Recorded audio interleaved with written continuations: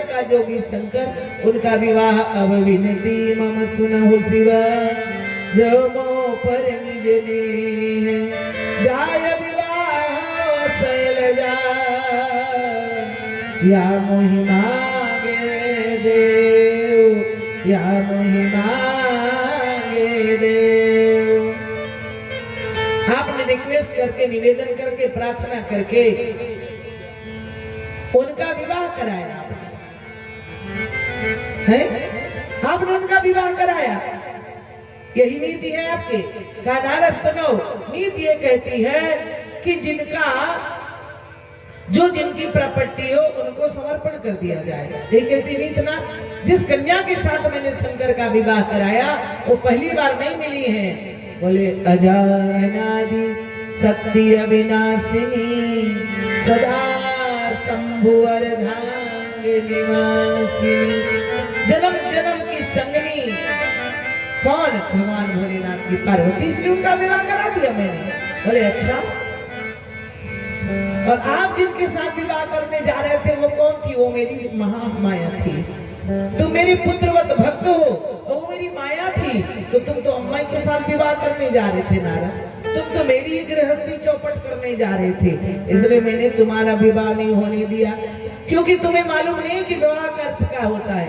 एक बालक अपने पिताजी के साथ बैठा हुआ था, बारात निकली किसी की, बालक जो है घोड़ा में सवार होकर दुल्हा जा रहा था। उसने पूछा पिताजी ये कहाँ जा रहे हैं घोड़ा में बैठकर? बोले वो दुल्हा है, उसका विवाह हो रहा है, वो बारात जा रहा है।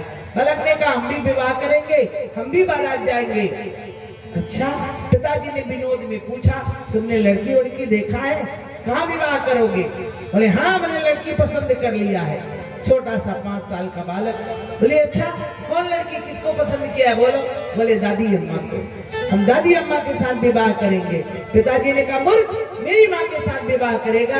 बालक बोला क्यों नहीं करूंगा, जब आप मेरी माँ के साथ विवाह कर सकते तो मैं भी आपकी माँ के साथ विवाह करूंगा।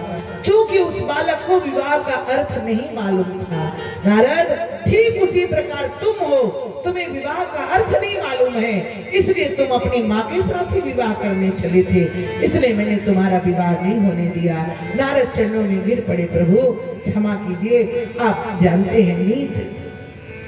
लेकिन मेरे उस शंकर के विवाह में प्रीत का क्या अंतर था? का बहुत बड़ा अंतर। जिस कन्या के साथ मैंने शंकर जी का विवाह कराया उसने जन्म जन्म तक प्रतिज्ञा किया, तपस्या किया। क्या तपस्या किया? उन्होंने अखंड तपस्या की। बोले जन्म क्या किया? बोले कछु दिन भोजन मारी बतास, ये कठिन कछु दिन उपवासा,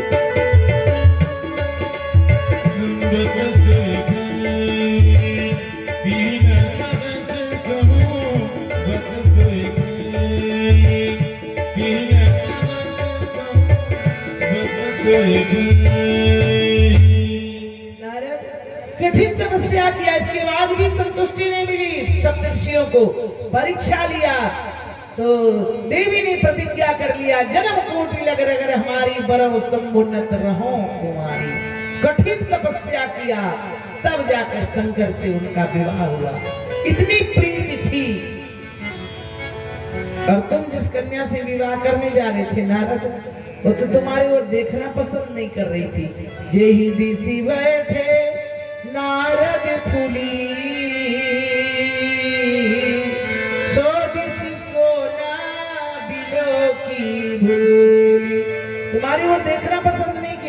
नारद जी ने कहा वो आपकी कृपा न थी प्रभु, हमारी कृपा। बोले जी हमने आपसे क्या मांगा था? जय विधि होय नाती ते मोरा करो से बेग दास मैं तोरा। हित कहा था? बोले हाँ, लेकिन मैंने क्या कहा था? मोह बस तुमने समझा नहीं मेरे शब्दों को। जय विधि होई परम हित नारद सुनहु तुम्हार, सोई हम करब नयान कछु वचन नम्रिखा हमार। तुमने हित कहा था, मैंने परम हित कहा था। बोलिए, मैंने परम हित कहा था नारद। तो प्रभु आपसे मैंने आपका रूप मांगा था, आपने अपना रूप क्यों नहीं दिया? प्रभु ने कहा क्यों देता, हम जानबूझ कर नहीं दिए। क्यों? कब मैं अपना रूप दे देता, मेरे रूप के साथ वो कन्या विवाह कर लेती। विवाह के बाद 2.5 दिन बाद जब तुम्हारी रील चेंज होती तो 16 वर्ष की राजकुमारी के सामने तुम 56,000 वर्ष के बाबा खड़े होते। कन्या जाकर कोर्ट में दावा दायर करती तो 420 में तो मैं पकड़ा जाता ना, इसलिए कि रूप मेरा था। 420 का मामला तो मेरे ऊपर दर्ज होता ना, इसलिए कि रूप मेरा था। क्यों देता मैं अपना रूप? इसलिए नहीं दिया। नारद जी ने कहा कोई बात नहीं, अपना न दिया तो किसी सुंदर राजकुमार का रूप दे दिया होता। दुनिया में तो बहुत सुंदर सुंदर लोग हैं।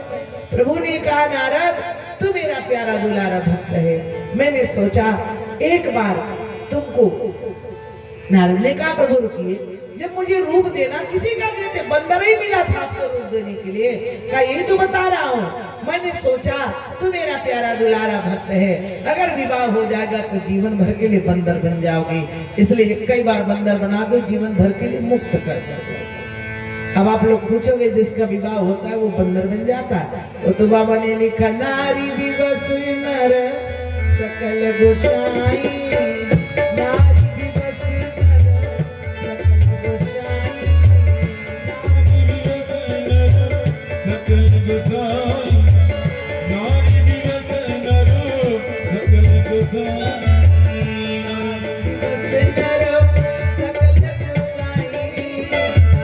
विवश नर सकल गोसाई, नारी विवश नर सकल गोसाई। नाचै नट पर कटे की नाई, नाचै नट पर कटे की नाई।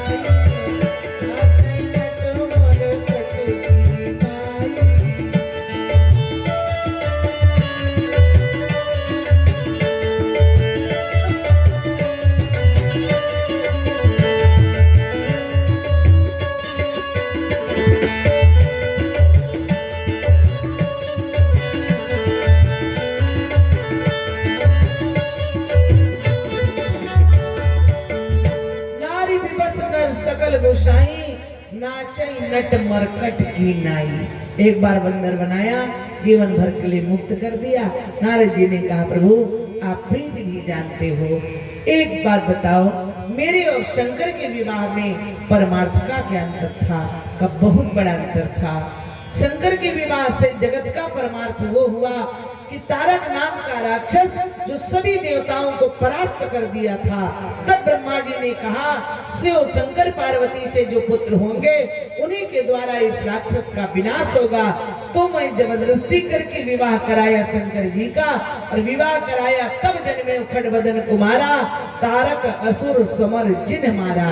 ये जगत का परमार्थ हुआ, तारक नाम का राक्षस का वध कराकर मैंने संसार को उस राक्षस से मुक्त कराया, ये परमार्थ। लेकिन तुम्हारी विवाह टालने में मुझे इतना बड़ा परमार्थ सिद्ध हुआ। बोले कैसे? का साधु की साधना से, संत की तपस्या से, भक्त की भक्ति से ये पृथ्वी माता टिकी है। नारद तुम अगर विवाह कर लेते तो 56,000 वर्ष की तपस्या तुम्हारी समाप्त हो जाती। नारद जी ने कहा प्रभु जन्म जन्म का साधु शंकर, उनका विवाह कराया तो उनके विवाह होने से तपस्या भंग नहीं हुई और हमारे विवाह होने से भंग हो जाती। बोले मनुष्य की प्रवृत्ति देख करके आकलन लगा लिया जाता है। बोले कैसे? शंकर जी की विवाह की तैयारी चल रही थी, सब देवता अपने अपने घर में सज रहे थे, सबके घर में बाजे बज रहे थे, घर घर परम उछाल, सबके घर में उत्सव चल रहा था, केवल शंकर जी के घर छोड़कर। शंकरी जी के घर कुछ नहीं बज रहा था, न ढोल बज रहा था, न विवाह की तैयारी दिख रही थी, न कोई उत्सव मनाया जा रहा था। इन्हीं कोई था ही नहीं इनके घर, कौन उत्सव मनाए बोलो। तो सब लोग सज रहे थे। मैंने सोचा कि जाकर देखो भोले बाबा कहाँ, ब्यूटी पार्लर गए हैं क्या। जाकर देखा तो पार्लर नहीं गए थे, बैठ करके वो साधना में बैठे थे। शंकर सहज स्वरूप तुम्हारा, लाग समाधि अखंड अपारा, राम राम। मैंने जाकर देखा कि वो समाधि में बैठे थे भोले बाबा, मेरा भजन कर रहे थे। मन थिर करी तब शंभु सुजाना, लगे कर्ण रघुनायक ध्याना। सब लोग बारात की तैयारी कर रहे हैं और दूल्हा भजन में बैठा। मैं समझ गया जब विवाह के पहले कोई असर नहीं पड़ा, क्योंकि जितना उत्सव होता है, जितना आनंद होता है, वो विवाह के पहले ही होता है। मैंने अंदाज लगाया है। अब हम भी तो गृहस्थ के बीच में आते जाते हैं तो जानवे करेंगे, गृहस्थ परिवार के बीच में रहते हैं तो इतना तो जानेंगे ही। विवाह के पहले जो आनंद रहता है, जो उत्सव रहता है, जो उत्साह मन में रहता है, वो विवाह के बाद खत्म हो जाता है। आप कहेंगे क्यों? क्योंकि वो स्वतंत्रता, वो जीवन की साधना, वो भजन, वो तपस्या, वो सब कुछ भंग हो जाता है। केवल रोटी कपड़ा और मकान के पीछे आए थे हरिभजन को, ओटन लगे कपास। इसी में सारी गृहस्थी में जीवन समाप्त हो जाता है। नारद वो भजन नहीं छोड़ा, विवाह चल रहा है, विवाह की तैयारी हो रही, सब दूल्हा सज, सब लोग बाराती सज रहे, दूल्हा भजन में बैठा। मैं समझ गया जब विवाह के पहले भजन नहीं बंद हुआ तो विवाह के बाद भजन नहीं बंद होगा। लेकिन तुमको मैंने देखा, पहले तो 24 घंटा नारायण नारायण नारायण जपते थे, और जब से कन्या को देखा तब से हाथ उठा दिया, कह दिया कि जप तप कछु ना हो यही काला, हे विधि मिलाई कवन विधि बाला। तुमने हाथ उठा दिया कि भजन कुछ नहीं होगा, पहले विवाह होगा बाद में भजन होगा। समझ गया जब विवाह के पहले मामला गड़बड़ है तो विवाह के बाद क्या तुम भजन करोगे? इसे विवाह कैंसिल कर दिया। क्यों? ठीक किया नारद जी ने कहा प्रभु बहुत बढ़िया किया, लेकिन मेरे और शंकर के विवाह में स्वार्थ का क्या अंतर था? का बहुत बड़ा अंतर था। एक स्वार्थ सिद्ध हुआ शंकर जी का विवाह करा के, एक बार विवाह करा दो, बार बार रामावतार में जनकपुर जाकर धनुष तोड़कर सीता से नाता जोड़कर जगत का कल्याण करना है, पृथ्वी का भार हरण करना, एक स्वार्थ। लेकिन तुम्हारे विवाह टालने में 3 स्वार्थ सिद्ध हुआ। पहला स्वार्थ, तुमने मुझे श्राप दिया, कपियाकृति तुम कीन हमारी, इसलिए करी है कि सहाय तुम्हारी। आपने कहा विष्णु मेरा मुंह बंदर का बनाया था, सो जाओ बंदर तुम्हारी मदद करेंगे। बाबा मैं तो अकेले जंगल में आया था, इतनी बड़ी रावण की सेना, उसके साथ तुम्हारे श्राप के कारण इतनी बड़ी सेना मुझे जंगल में मिली। पदुम 18 जूथा बंदर, 18 पद्म सेना मिली। न उनको पीटी परेड सिखाना पड़ा, न ड्रेस सिलवाना पड़ा, न मेस खुलवाना पड़ा, सब चकाचक व्यवस्था जंगल में बना लिया उन लोगों ने। ये तुम्हारी कृपा थी कि नहीं? बोले हाँ प्रभु।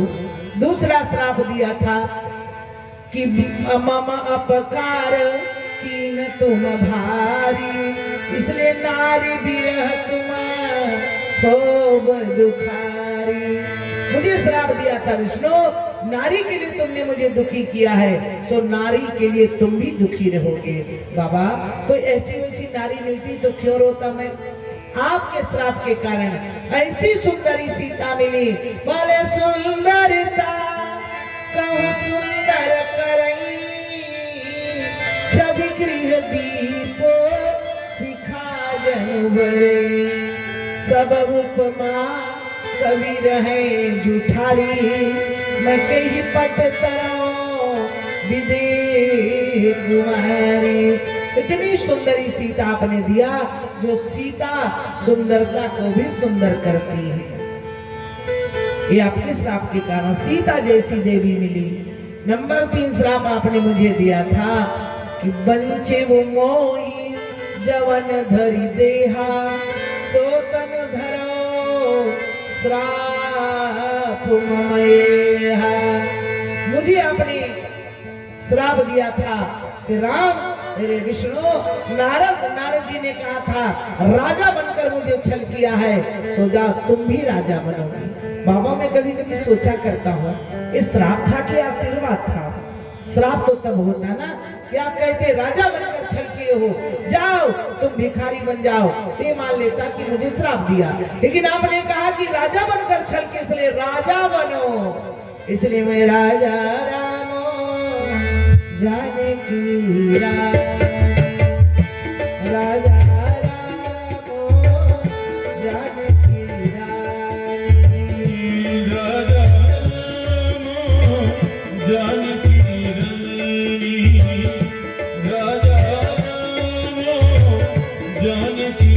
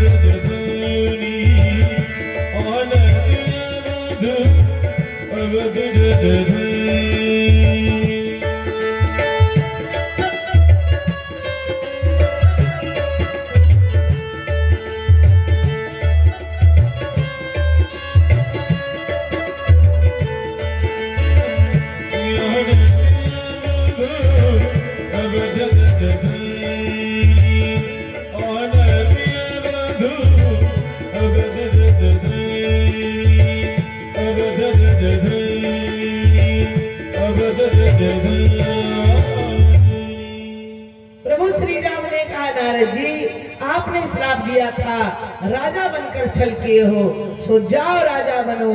तुम्हारे श्राप के कारण विश्व के धरती का राजा राम बना। बोलिए स्वार्थ सिद्ध हुआ कि नहीं हुआ?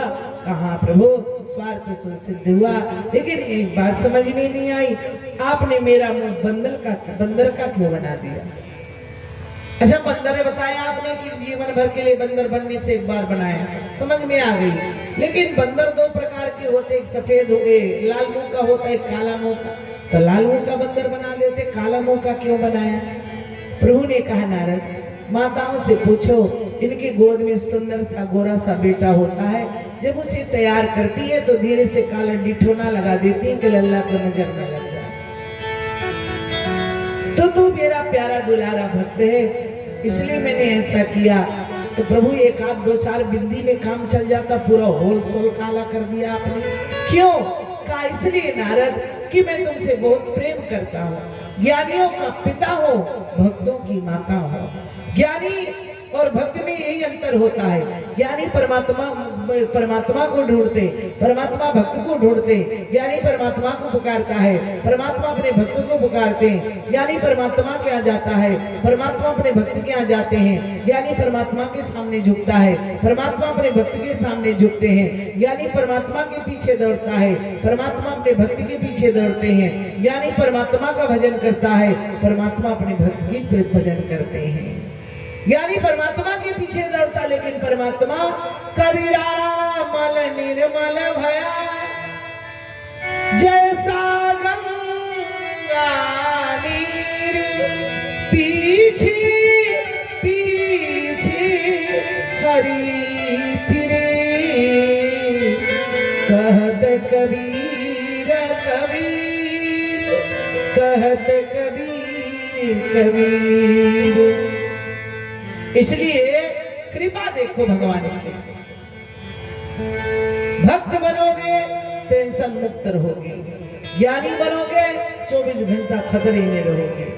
एक बात याद आ रही है, हनुमान जी महाराज प्रभु के चरणों के परम भक्त हैं। एक बार अयोध्या की बात है, सभी लोग राम राज्य के बाद जितने भक्त आए थे, राजागण आए थे, सब विदा लेकर चले गए। हनुमान जी अपने राजा सुग्रीव के आज्ञा से 10 दिन रुक गए। उसी समय बड़े प्रेम प्रसन्न मुद्रा से राज दरबार में बैठकर भजन कर रहे थे। नारद जी आए। नारायण नारायण नारायण। देवर्षि नारद को देखकर हनुमान जी ने प्रणाम किया। आइए आइए देवर्षि, बड़ी कृपा हुई, कैसे आना हुआ? कहा बात ये की है कि मैं इसलिए यहाँ पर आया हूँ कि मेरे मन में एक बात खटक रही है। बोले क्या? आप जैसा सेवक कोई दूसरा नहीं मिल सकता। फिर भी मैं सोचता हूँ राम की सेवा करने वाला आप जैसा कौन हो सकता है? बोले वो कोई बात नहीं, लेकिन आपका नाम है कि नहीं कहीं पर? बदले में क्या मिला आपको? हनुमान जी महाराज ने कहा क्या मिला? ये कहते पूछते क्या नहीं मिला तो मैं सोच कर बताता। मेरे जीवन में कोई कमी नहीं रह गई देवर्षि। बोले कैसे? कहा बता दो।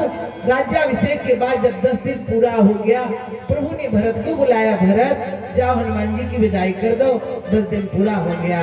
भरत ने कहा प्रभु जिनकी सेवा भाव से आज तक भरत उरीण नहीं हुआ, ना ही न तात उरीण मैं तो ही, अब प्रभु चरित्र सुनाओ मोही। आज वो भरत किस मुख से विदाई करेगा हनुमान जी का? मैं नहीं कर सकता प्रभु, लक्ष्मण तू चला जा। लक्ष्मण ने कहा मैं? बोले हाँ तुम चले जाओ। भैया लक्ष्मण ने कहा प्रभु जिनकी सेवा भाव से आज तक लक्ष्मण उरीण नहीं हो पाया है, किस मुख से मैं इनकी विदा कर दूं? मुझ में सामर्थ्य नहीं प्रभु। माता सीता को बुलाया, सीता जा तुम विदा कर दो। सीता ने कहा मैं?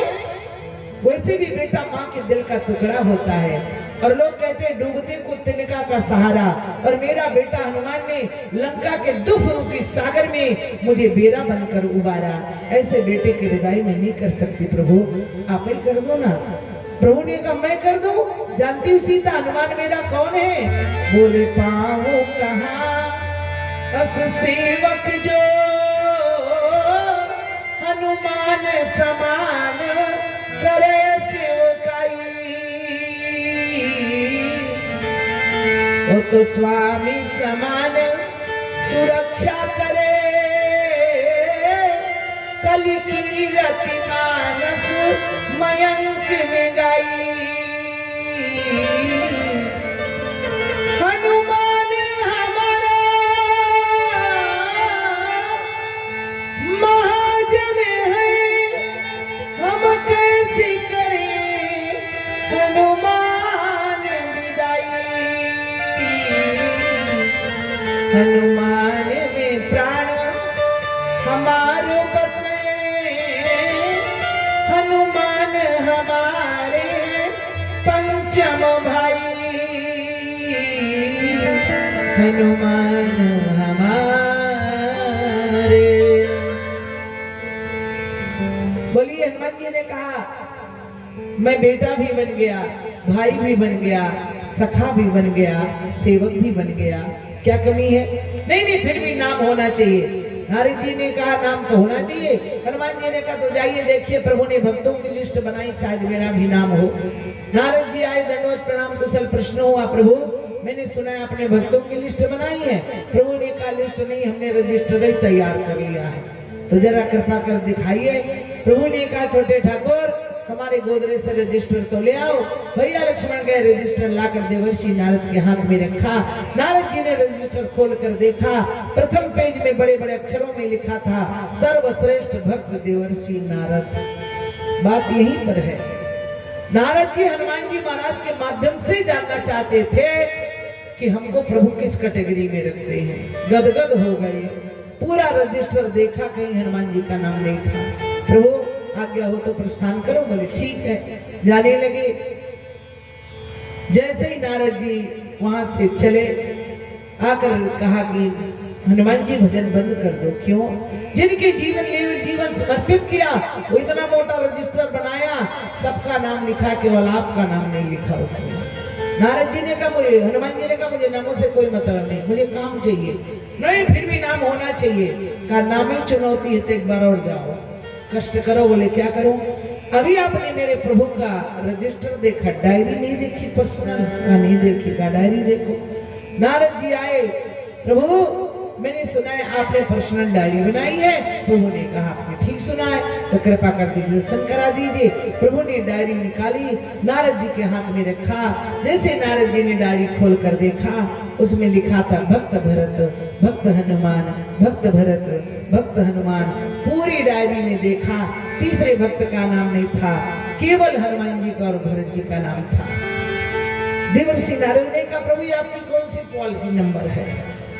इतना मोटा रजिस्टर, सारे भक्तों का नाम लिखा, आप 2 भक्तों का नाम उसी में नहीं लिख सकते थे? अलग से पर्सनल डायरी क्यों बनाई? प्रभु श्री राम ने कहा देवर्षि उस रजिस्टर में उन भक्तों का नाम था, उस रजिस्टर में उन भक्तों का नाम था जो दिन रात राम का भजन करते हैं, लेकिन इस रजिस्टर में उन भक्तों का नाम है जिनका भजन, जिनका नाम स्वयं श्री राम जाप करता है। ऐसे भक्तों का नाम आपको मिलेंगे।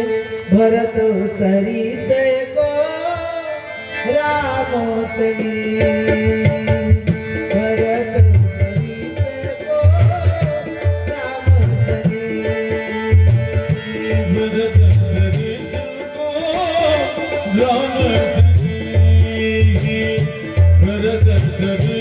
को राम सरी, भरत सरीस को राम सरी, भरत सरीस को रामो सरी, भरत सरीस को रामो सरी, भरत सरीस को रामो सरी, रामो सरी, जग जग राम, राम जग जग जग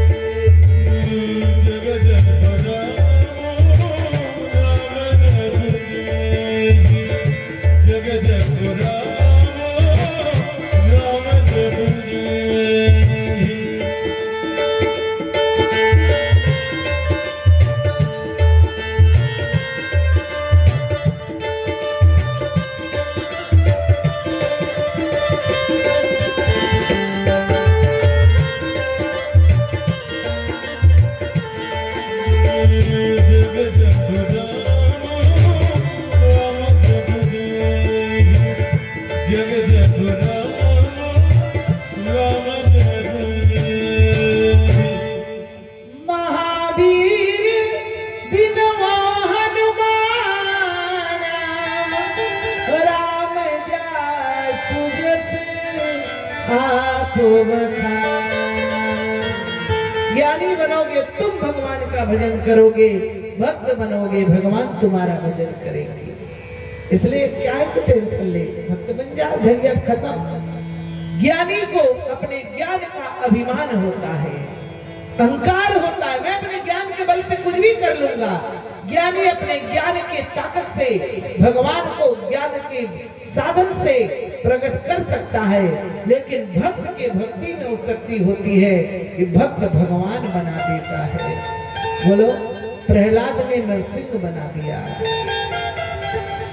भक्त, भगवान कहते भगवान कहाँ? भगवान ने कहा जहां भक्त का, हाँ, जहां भक्त ने कहा भगवान यहाँ है। भक्त भगवान से, भक्त से पूछा ना, प्रहलाद से पूछा हिरण्यकश्यप ने, क्या इस खंबे में भगवान है? प्रहलाद ने कहा हाँ है। तो भगवान को प्रकट होना पड़ गया खंबे से। तो भक्त में वो शक्ति होती है भक्ति की। इसलिए नारद तुम ज्ञानी नहीं हो, तुम भक्त हो मेरे, निर्मल मन है तुम्हारा, तो तुम भक्त हो। अच्छा, ज्ञानी पिता मानता है, भक्त माता मानता है, लेकिन तुम भक्त हो, ज्ञानी भी हो, तुम माता भी मानते हो, पिता भी मानते हो, सर्वस्व मानते हो नारद। इसलिए मैं कर रहा हूं सदा, जो संसार से नाता तोड़कर मुझसे नाता जोड़ता है, मैं उसके साथ कैसा व्यवहार करता हूँ? मैं कर रहा हूं सदा दिन की रखवारी, जिमी बालक राखी महतारी। उसी प्रकार मैं रक्षा करता हूँ। इसलिए नारद तुम संसार का सर्वस्व मुझे मानते हो।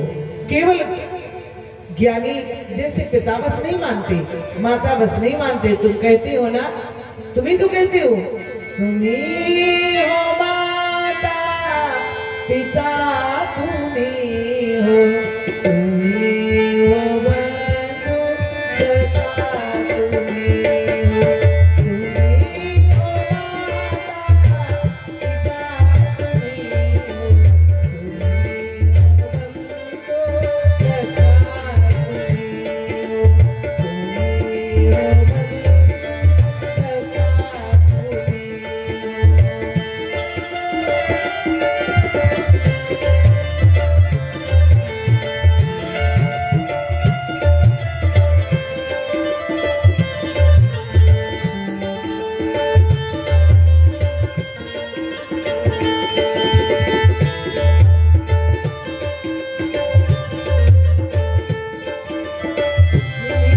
हो साथी तुम्ही सहारा, कोई नहीं अपना सिवा तुम्हारे, तुम्ही हो साथी तुम्ही सहारा, कोई नहीं अपना सिवा तुम्हारे, दया की दृष्टि बना के रखना, दया की दृष्टि बना के रखना, तुम्ही हो बंधु सखा तुम्ही हो, तुम्ही हो माता पिता तुम्ही हो, तुम्ही हो बंधु सखा तुम्ही हो।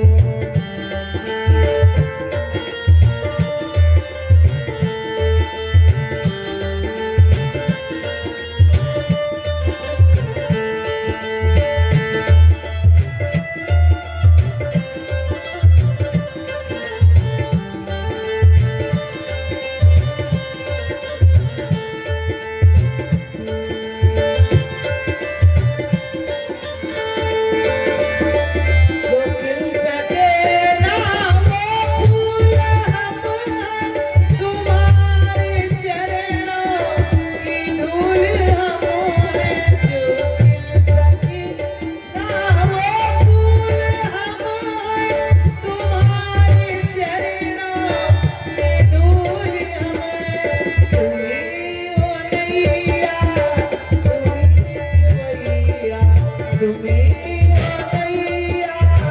तुम्ही वैया, तुम्ही हो बंधु सखा तुम्ही हो, तुम्ही हो माता पिता तुम्ही हो, तुम्ही हो बंधु सखा तुम्ही हो।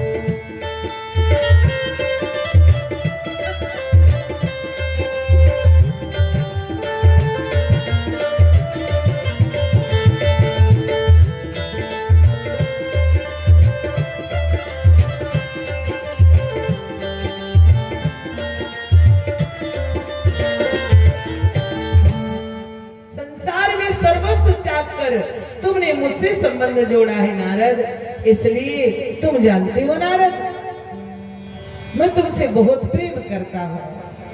नारद जी ने कहा प्रभु वो तो समझ गया, लेकिन एक कृपा जरूर कर दीजिए, ये बता दीजिए कि मैं क्रोध में जा रहा था, जिसके लिए क्रोध में था वही बीच में मुझे टोक दिया, बीच ही पंथ मिले धनुजारी, संग रमा सुई राजकुमारी, बीच ही पंथ मिले धनुजारी। मैं एक के लिए परेशान था, तुम दो दो लिए गलमहियां डाले खड़े थे तो क्रोध बढ़ेगा कि घटेगा। जिस कन्या के लिए मैं पागल हो रहा था उसी कन्या के गले में गलमहियां डाले खड़े थे, संगरमा सोई राजकुमारी। तो हमारा क्रोध बढ़ेगा कि घटेगा बोलिए? क्यों ऐसा किया प्रभु, क्यों आपने मुझे रोका? प्रभु ने कहा देवर्षि जिस मार्ग से तुम जा रहे थे वो मार्ग सीधे नरक में जाता है। काम क्रोध मद लोभ सब नाथ नरक के पंथ। जिस मार्ग से जा रहे थे वो सीधे नरक में जाता। दुनिया के लोग कहते 56,000 वर्ष तक नारद जी ने तपस्या किया, अंत में नरक ही गए। क्या मतलब भजन करने से, क्या मतलब पूजा करने से, क्या मतलब कथा सुनने से, क्या मतलब राम नाम जाप करने से?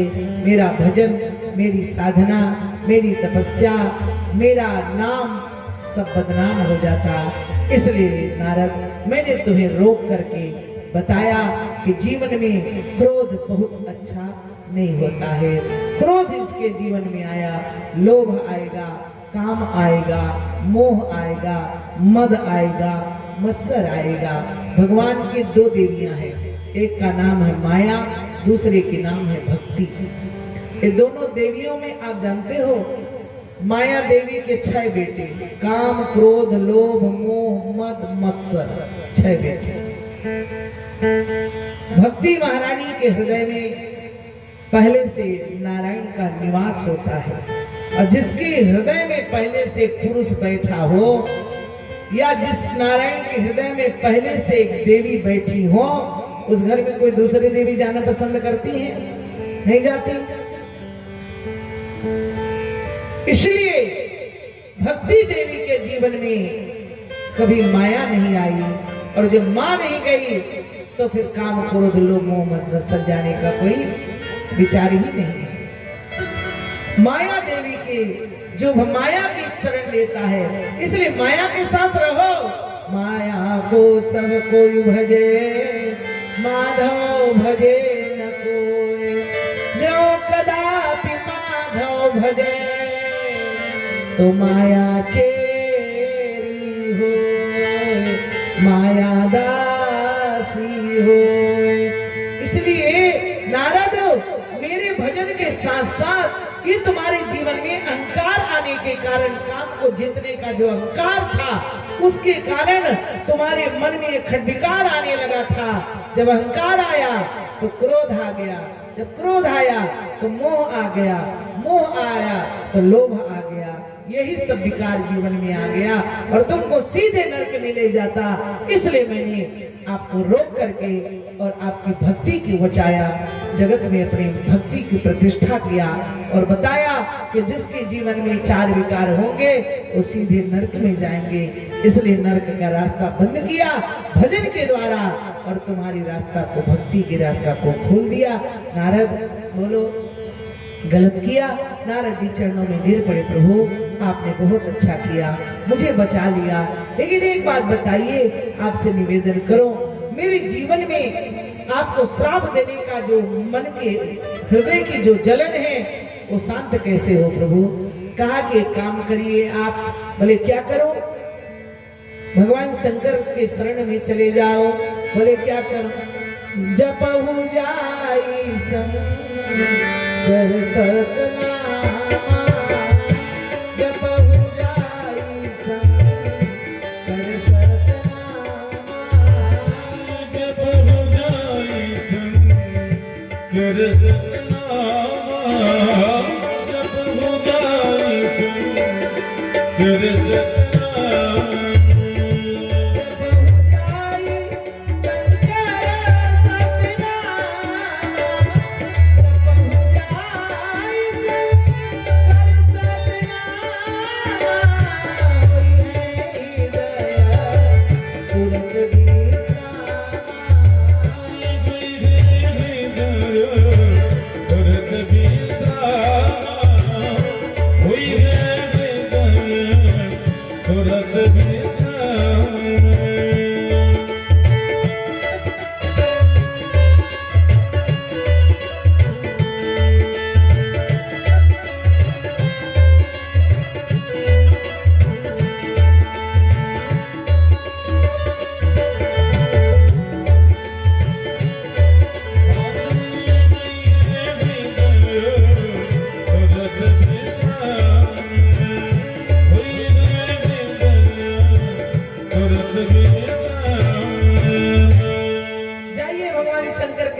नामों का जाप कीजिए। बोले मैं गया था काशी, भगवान विश्वनाथ से निवेदन किया। उन्होंने कहा अगर मन के जलन को शांत करना है, जीवन में अगर शांति चाहिए तो राम कथा सुनना पड़ेगा। तव कथा अमृतो तप्त जीवनम कविभिरीडितो कल्मषापहं श्रवणमङ्गलं श्रीमदाततं भुवि गृह्णान्ति ते भूरिदा जना। इसलिए मुझे कथा सुनाइए ताकि मेरे मन के अशांतपन जो है वो शांत हो जाए। प्रभु ने कथा सुनाई। बैठे परम प्रसन्न कृपाला कहत अनुज सन कथा रसाला। जीवन की व्यथा को दूर करना है तो भगवान की कथा सुनना पड़ेगा। कथा में अभी आप लोग बहुत से लोगों ने सुना होगा, अभी देवतला में कथा थी कल ही वहां कथा की विश्राम हुई है। कथा के विश्राम में आपने